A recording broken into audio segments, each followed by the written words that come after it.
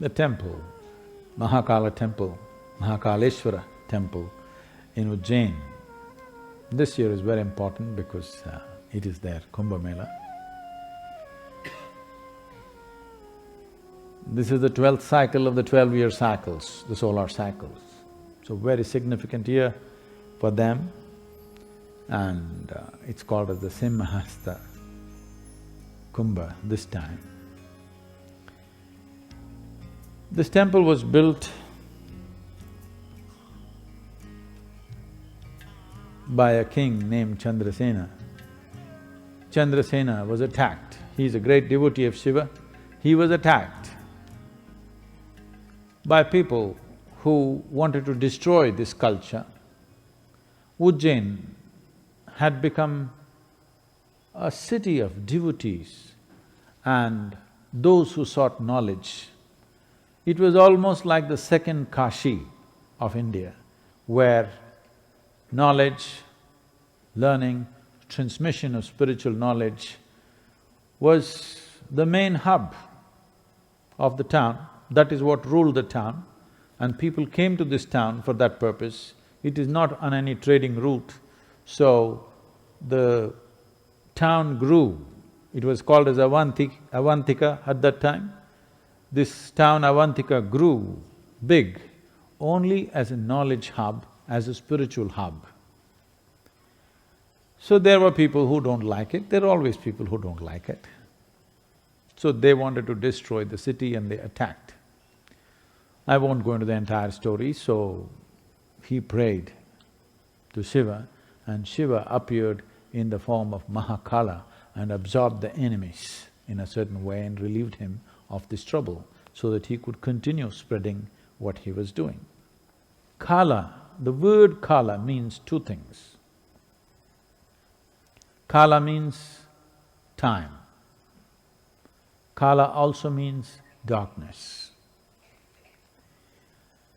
How can one word mean time and darkness? When we say time, in your present experience, time means cycles. Cycles means physical nature. From atomic to cosmic, from a single atom to the larger cosmos, everything is in cyclical motion. If there are no cycles, there is no possibility of physicality. Planet turns around once, we call this a day. The moon goes around the planet, we call it a month. The planet goes around the sun, we call it a year. Like this it goes. Our understanding of time or experience of time right now is in cycles. Cycles of sleep and wakefulness, eating, digestion, hunger. Like this there are many cycles. It is only through circular movement of things do you know time. If there was no circular motion, if there are no cycles in the existence, if there is no physicality, you wouldn't grasp time. That is, time manifesting through physical existence. This physical existence is happening in the lap of a larger non-existence, which in English language they may call it space. Here we call that kala or darkness. Why we are calling space as darkness is, if you want to see light, you need some opaque object, an opaque object which stops light. You can see my hand only because it is stopping light. You cannot see the air because it's not stopping light. Nor can you see the light in the air because it is not stopping light. Anything that does not stop light will not be seen by you, it will be darkness to you. Either you must see the source of light or you must see an object which stops light, otherwise you will have no experience of light. See, you see the sun and the moon. Sun is the source of light for us, moon is reflecting the light. In between is all darkness, but light is passing, isn't it? You don't see it, but it is definitely passing, otherwise how would it fall on the moon? So, the space is referred to as kala or darkness, because space is dark. Only if there is something, it reflects light and you experience light. If there is something, then it is not space. So, space is referred to as darkness. Between time and space, why are they mentioned with one word? Because they are one. In the sense, right now, let's say this is point A and this is point B. These 2 points are possible only because there is time. It's not because there is a distance, there is time. Because there is time, there is possibility of distance or space. If there is no time, there can only be one point, and one point cannot happen in physical existence. There can only be polarities, things can exist only as polarities.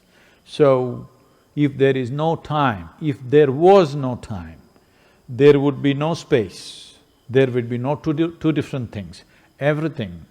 Nothing could exist, even nothing could exist. Not just something, even nothing could exist. So the basis, the fundamental basis of existence is known as kala or the time, only because there is time, there is room for space, otherwise there would be no space. As right now, your experience of time is only in cyclical moments. Your experience of time is only an expression of physical nature because physicality exists only because of cyclical movements. The entire aspiration, the spiritual aspiration is to attain to mukti or liberation, means you want to transcend the ways of physical, or in other words, you want to transcend the cyclical nature of the existence. Transcending the cyclical nature of the existence means transcending repetitive process of life. Transcending repetitive process of life means transcending the compulsiveness of who you are. From compulsion to consciousness, from compulsiveness to consciousness, this is the journey.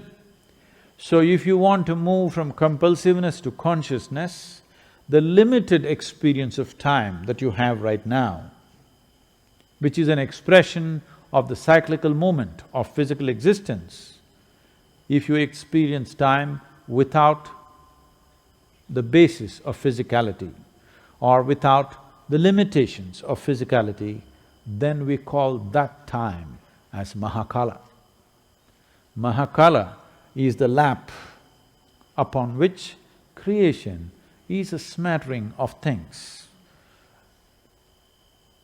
Huge galaxies, but still, they're just small specks of creation. Rest is all empty space. 99% or 99 and more percent of an atom is emptiness, that is Mahakala. Though the atom is in cyclical movements, over 99% is emptiness. In the larger cosmos, over 99% is emptiness. Huge galaxies in cyclical movements, but over 99% is emptiness. So it is in the lap of Mahakala that creation happens. If you are involved with limited specks of creation, then you experience time as a cyclical movement. This dimension is referred to as samsara, which means cyclical movements. If you transcend this, then we call this vairagya. This means you have become transparent. If you are transparent, you don't stop light.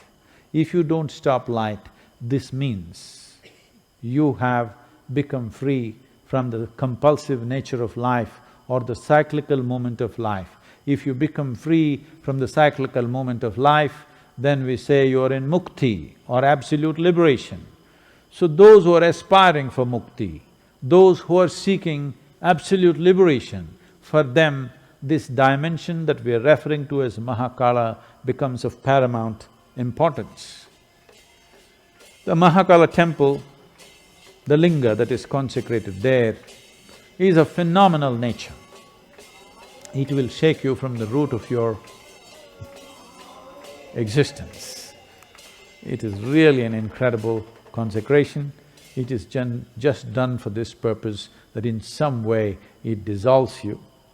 There is a dimension of Mahakala in the Dhyana Linga, but it is clothed so that only those who seek, for them it'll be available. There it is a little more, there is certain flagrance to the way he finds expression, there is a certain forcefulness, raw forcefulness. One must be ready to go into this temple properly because it's of a tremendous power and it is not for the faint-hearted. It shakes you from inside because that is the nature of Mahakala, that in the very presence of what this Mahakala Rupa is when you go there, everything is gone, everything is burnt into ashes. That means you become free from the physical. That means it pushes you, it propels you towards your ultimate liberation. You want to do that gently, we have everything here.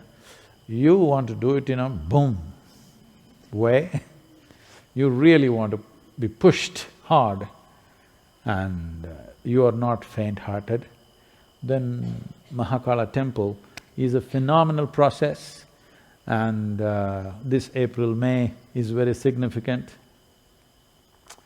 We are planning to transport a few thousand people from Tamil Nadu so that something is shaken.